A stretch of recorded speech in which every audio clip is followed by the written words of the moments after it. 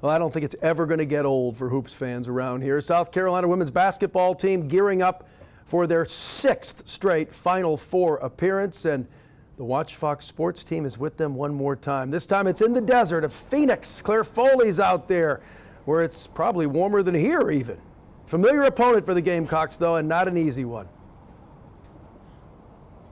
Can confirm it's quite warm out here, Brian, but it was this week last year that South Carolina and UConn met, but that game was for all the marbles. This time, this bracket behind me hasn't reached its end just yet. These two teams will meet in the Final Four for hopefully a spot on Championship Sunday. And in it, we have two legendary head coaches going head-to-head in Dawn Staley and Gino Auriemma, two programs that have almost been expected to be at this stage for years. The Gamecocks in their 6th straight Final Four appearance, and UConn has been here 17 times in the last 18 years. Staley spoke with us about how, because of that history, this game is highly anticipated. This matchup special is it's become a rivalry, and everybody wants to see. You know, I think it's two programs battling for supremacy, and it's been like that over the past couple of years, and I hope we can find a way to keep it close and find a way to win the basketball game. That's what it's about when you're playing in the 3rd weekend of the NCAA tournament. It's a 7 p.m. tip-off Eastern time between the Gamecocks and the Huskies. That's coming up tomorrow for you. It'll be 4 p.m. our time here in Phoenix. Sports director Mac Dowell and I are here, and we'll bring you the results of that game coming up tomorrow night on Sports Zone. But tonight in Sports Zone, we head back into locker rooms to hear from the players ahead of this game against UConn. For now, reporting live in Phoenix, Arizona, I'm Claire Foley, WACH FOX Sports.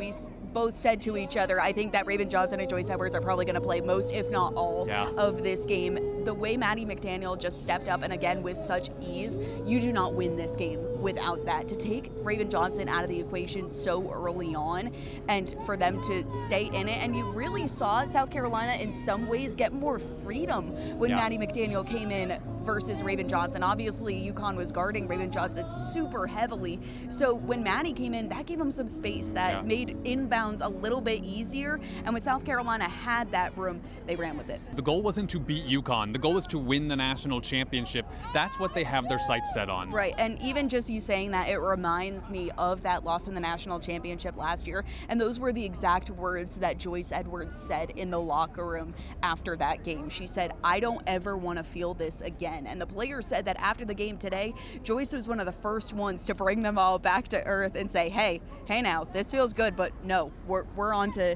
watching game tape, or watching the next game that's happening right now, and focusing on whoever our next opponent is. Just think Gino's wrong in this situation. I think maybe we'll learn some more things, or maybe a story will change here or there tomorrow or the next day. Obviously, there's video proof of Dawn and Gino having a handshake before the game. It was literally posted by the NCAA March Madness account. So now I'm just wondering, is he upset with how long it took?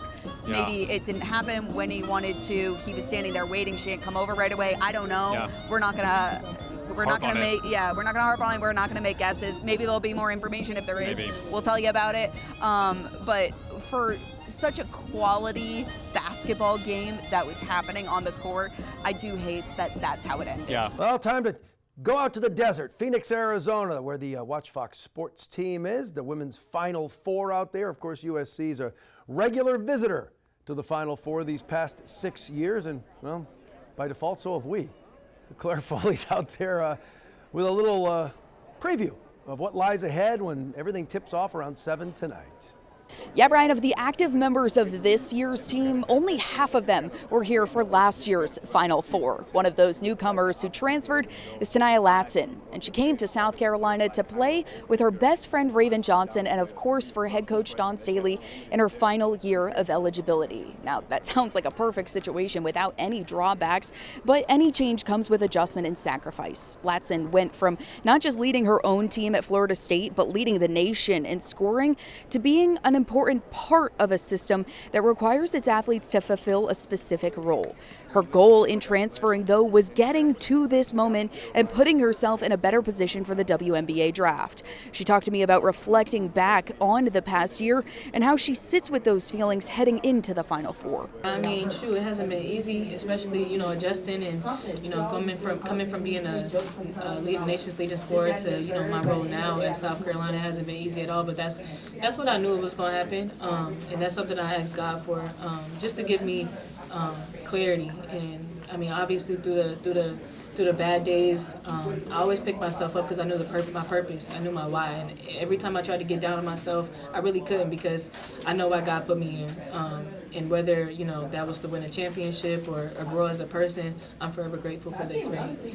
Latson and the Gamecocks will take the court behind me very soon. It's a 7 o'clock tip-off right here in Phoenix, Arizona. We'll have results for you coming up tonight on our socials and, of course, in the late edition of the News at 10 and in Sports Zone. Reporting live from Phoenix, Arizona and Mortgage Matchup Center, I'm Claire Foley, WACH FOX Sports. Unfortunately, it's not the news that South Carolina fans want to hear. For the second year in a row, the Gamecocks make it to the Women's College Basketball National Championship, only to be taken down in double figures. This time, it was by 28 points to UCLA. South Carolina just couldn't seem to get anything going on the offensive front.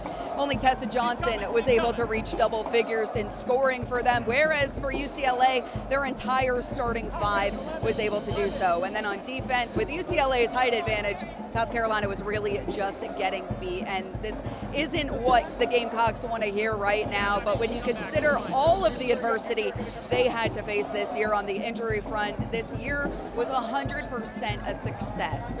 But when you combine that with how they lost today and how they lost in this national championship game last year, it doesn't feel good. And like I said, it's definitely not something they want to hear right now. And behind me, UCLA is about to cut down the net. They are 1 for 1 in national championship appearance. Their first appearance in program history is a win. They're starting to climb the ladder behind me, taking a piece of the net, and rightfully so, for a really incredible performance by the Bruins here this afternoon. And for Corey Close and her senior heavy team. Reporting from Phoenix, Arizona, I'm Claire Foley. For the second year in a row, the South Carolina Gamecocks are having to watch another team hoist the national championship trophy at their own expense. The 2026 national championship for women's basketball belongs to the UCLA Bruins after a 28-point victory. After the game, the Gamecocks tried to put into words their emotions on falling short in the title game once again and what exactly went wrong out on the court. I mean, that right there, we couldn't get a flow going. We were pretty inefficient from the three-point line especially. But I think it was mainly our defense. Our defense, we could not get stops. They were very efficient, and it was one of those nights. It still hurts, like we're obviously feeling it, but I'm kind of seeing it from a different perspective, and I am very proud of this team. I said earlier that we're not going to let this loss kind of define our season because we still did accomplish a lot, and we grew individually and collectively. And I know we all are proud of ourselves and each other, but right now it's just a moment where we're just feeling it right now. UCLA, they had their whole starting five are seniors. I mean, they're very experienced. Experience go a long way, and honestly, I'm honestly happy for Lauren Betts. She went through a lot with her college career. She's a great friend of mine, and she's a great human being outside of basketball. I want them to feel the